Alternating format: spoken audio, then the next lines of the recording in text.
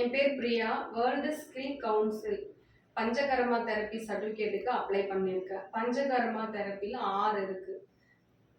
Naseem, basti, vamana, raktamokshana, foot ரெஃப்ராலஜி.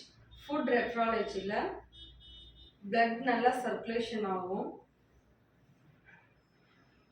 Slipping வரும், mind relax ஆகும்,